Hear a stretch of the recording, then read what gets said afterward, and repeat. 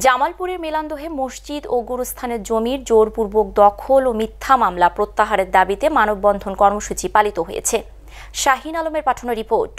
জামালপুরের মেলান্দহে জমি সংক্রান্ত বিরোধের জের ধরে মিথ্যা মামলা প্রত্যাহার ও অপহরণকারী জাহিদুল হক জুয়েলের দৃষ্টান্তমূলক শাস্তির দাবিতে মানববন্ধন কর্মসূচি পালিত হয়েছে।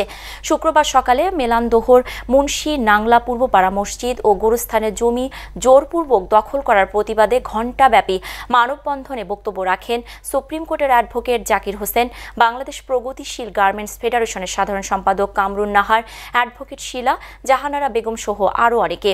এর সময় বক্তারা নাংলা মুন্সিপাড়ার গোরস্থান ও মসজিদের জমি জোরপূর্বক দখলকারী জাহিদুল হক জুয়েল ও নজরুল ইসলামের দৃষ্টান্তমূলক শাস্তির পাশাপাশি অ্যাডভোকেট জাকির হোসেন সহ গ্রামবাসীর বিরুদ্ধে মিথ্যা মামলা প্রত্যাহারের জোর দাবি জানান।